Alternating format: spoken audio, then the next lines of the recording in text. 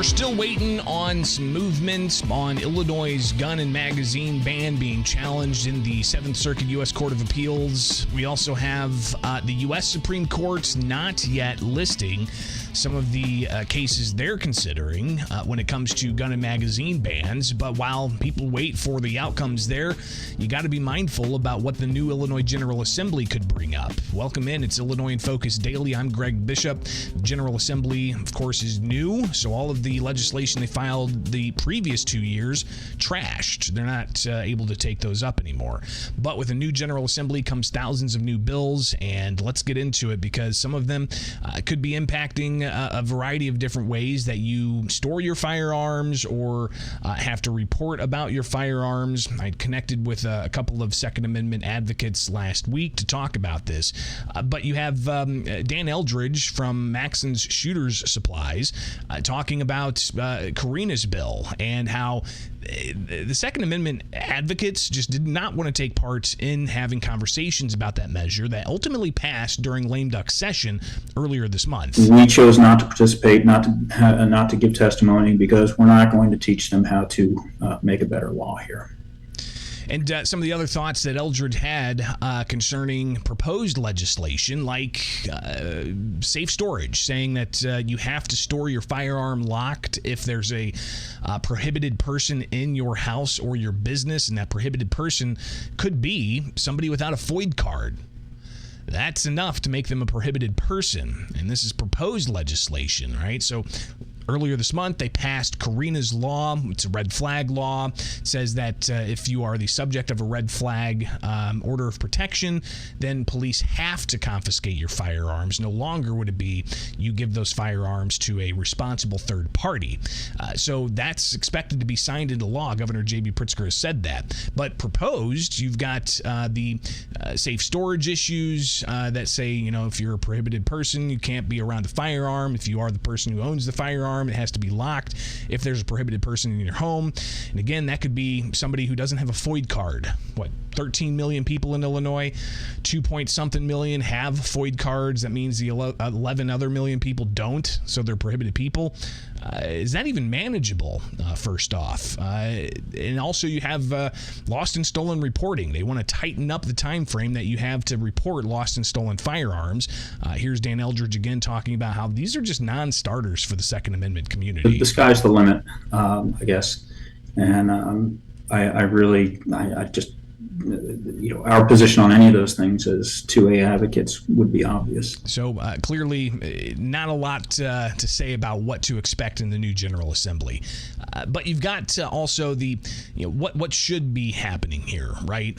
Should voters, constituents get more engaged in the legislative process, file witness slips, contact their legislators? Here's the problem, Greg. There's no feeling of good faith negotiation here. There's no sense that they're working sincerely to try to solve problems, but rather just simply trying to layer more and more and more gun control on the law by Illinois citizens, residents of Illinois, what have you. So it really has broken down the dialogue quite a bit. We're not interested, as I said, we're not interested in teaching them how to make these laws better. Especially when they're thinly veiled attempts to demonize gun owners, to otherize gun owners, and so they're going to try their hardest rather than participate in the legislative process. We will simply continue to go to court to try to knock these things down.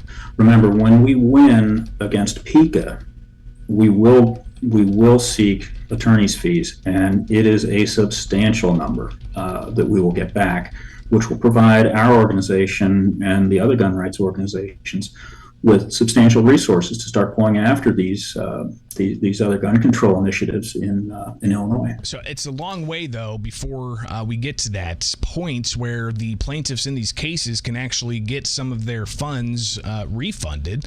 Again, that would cost taxpayers. That's kind of how it works, right? It costs the litigants, but if the litigants are the states, that costs taxpayers. But Eldridge is saying that he fully anticipates that they will be victorious and say the gun gun and magazine ban. They'll have lots of money coming back to the Second Amendment groups, and then they'll use that to start going after people. But I mean, listen, the red flag enhancements, the Karina's law, it was not just supported by Democrats. You had Republicans support that. Well, including the minority leader. Sadly, this is fairly informative of the Illinois Republican Party. So clearly, some interesting political thoughts to have moving forward here for those in the Second Amendment advocacy space. Kirk Evans from U.S. Lawshield, I also connected with him and talked about the lost and stolen provisions, what his thoughts are on that. Could that possibly happen in Illinois? What about the safe storage aspect that they're wanting to bring about? Heck, I even saw a measure about having kids talk about their parents' firearms if they do some mental health screenings at schools. I mean, there's a lot of different things that are going to be proposed in the weeks and months ahead in the Illinois General Assembly. But to the lost and stolen provisions and the safe storage provisions, Kirk Evans taking a look at places elsewhere throughout the states, not just Illinois. So those two not exact, but very similar provisions passed in Colorado. And it's just a terrible sort of catch-22 for gun owners, right? Your gun got stolen, you're the good guy, you want to call in and report that to the police for several reasons. But then you realized I didn't store that exactly as I was supposed to, or you're uncertain, and so you don't call the police, and now you've got just the ultimate catch-22. You can't report it like you should. You can't tell the police and maybe seek to recover the firearm, and then you're terrified that now I just violated not one but two different laws. It's just a terrible provision for gun owners. Responsible storage. That is up to a gun owner, and you need to take that very, very seriously. I'm not saying, don't secure your firearms.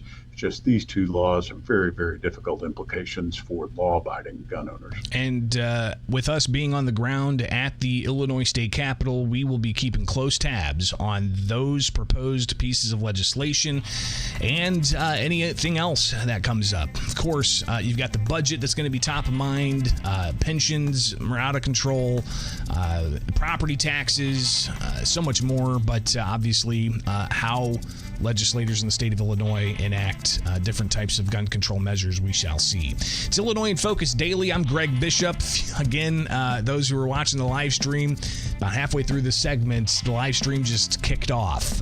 So now that I'm back in my home studio, got everything launched up, thought we were good to go, but few things that I'm going to have to rework here to just make sure that we've got a clear signal going out. So that's why it's important. Get the podcast where you get podcasts. Just search Illinois in Focus. But also, you can get the segments. Those are recorded locally. So we upload those after the program. So be sure to check back with America's Talking Network to watch the various segments of this show. I'm Greg Bishop. Get the headlines at thecentersquare.com.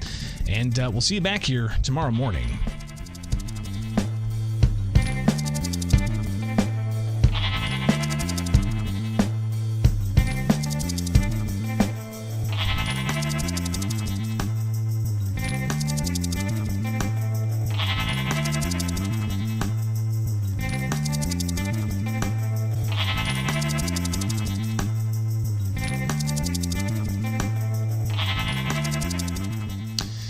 All right, that's all I got for you today. Have yourselves a wonderful rest of the day.